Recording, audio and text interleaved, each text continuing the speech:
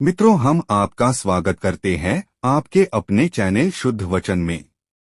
दोस्तों, हमारे हिंदू धर्म ग्रंथ और शास्त्रों में अन्य जीवों की अपेक्षा सांप और नागों के बारे में ज्यादा बातें वर्णित है। इतना ही नहीं, नाग पंचमी में तो इनकी पूजा भी की जाती है।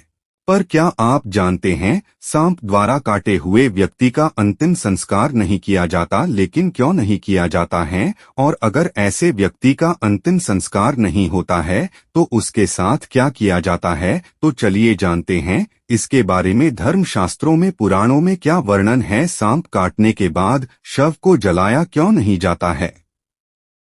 दोस्तों, इससे पहले आप अपने चैनल शुद्ध वचन को सब्सक्राइब कर ले, और ताकि हम आपके लिए ऐसी महत्वपूर्ण वीडियो लाते रहे, और कमेंट बॉक्स में हर हर महादेव जरूर लिखे। तो चलिए वीडियो शुरू करते हैं। दोस्तों, सांप काटने के बाद शव को जलाया क्यों नहीं जाता है। मित्रों, हिंदू धर्म ग्रंथों के अनुसार शिव के गले में सांप का जन्म और मृत्यु के अंतिम चक्र यानी पुनर्जन्म का प्रतीक है। सांप कुंडलिनी का भी प्रतीक है, जो सभी मनुष्यों के मूलाधार चक्र में सुप्त पड़ी है। और जब कोई अपनी आध्यात्मिक यात्रा शुरू करता है और तेजी से दिव्य उन्मुख हो जाता है तो ऊपर की ओर उतरता है। हिंदू धर्म ग्रंथों में नागों का उल्लेख देवताओं के एक वर्ग रूप में किया गया है, जो भूमिगत दुनिया में रहते हैं, जिन्हें पाताल के नाम से जाना जाता है। इनका मुख्य कार्य पृथ्वी के गर्भ में छिपे हुए खजानों की रक्षा करना है।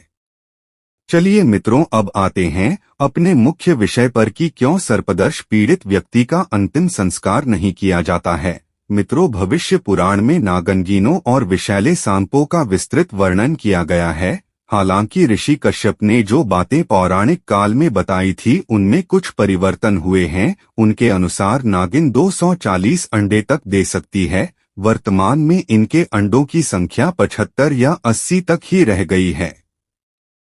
दोस्तों, सर्पदंश व्यक्ति का अंतिम संस्कार क्यों नहीं होता। दोस्तों, दूसरे दिलचस्प तथ्य ये था कि नागिन अपने अंडों को धीरे धीरे खाने लगती है, और वे अंडे जो उसकी आंखों से बच जाते हैं वे ही सर्प बनते हैं। ये तथ्य सत्य है। नागिन भूखवश या अपनी विहीन हुई शक्ति को प्राप्त करने के लिए ऐसा करती है।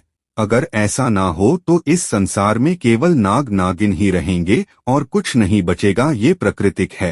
दरअसल ऐसा माना जाता है कि सांप के कटे हुए व्यक्ति की पूर्णत मृत्यु नहीं होती और उसमें जीवित होने की संभावना बनी रहती है। दोस्तों, पूर्व के लोग जो मंत्रों के द्वारा जहर उतारना जानते थे, मरे हुए व्यक्ति को भी जिंदा कर देते थे।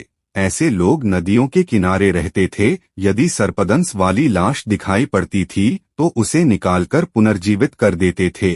शेष जीवन उसे अपने साथ ही रखते थे। कुछ लोगों में पानी के संपर्क में आने से भी जहर उतर जाता था, इसलिए ऐसे व्यक्तियों का दाह संस्कार न करके जल प्रवाह कर दिया जाता था, जिसके पीछे उसके पुनर्जीवित होने की संभावना रहती थी।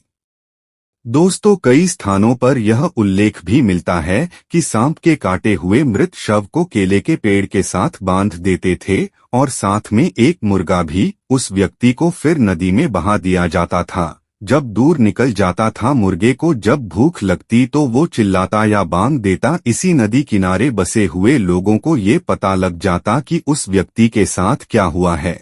अगर कोई उत्तम विस्तर होता था तो उसे पास ले जाया जाता था, और वो अपनी पूरी प्रयत्न से उसको बचाने का प्रयत्न करता था। इस प्रक्रिया में उसे 2 या 3 दिन लग जाते थे। दोस्तों, सर्पदंश की रहस्यमयी जानकारी। दोस्तों, इसके लिए उस मृत शरीर पर जगह जगह काटकर जहर निकालना पड़ता था, किंतु ऐसे कम लोग ही होते थे जो बच पाते थे। गांव के बुजुर्ग बताते थे कि गांव में अगर कोई सर्पदंश होता था तो एक स्पेशल बाजा होता था जो रात को बजाया जाता था, जो 10 किलोमीटर दूर तक सुनाई देता था। दूर से दूर के लोग जागने जाते थे और उसको बचाने का प्रयत्न करते थे। किसी सर्प के काटने के बाद ये बताना किसी डॉक्टर के बस की बात नहीं है कि कौन से सर्प ने काटा है। इसमें विषैले और विषहीन सर्प का अंतर ही बताया जा सकता है।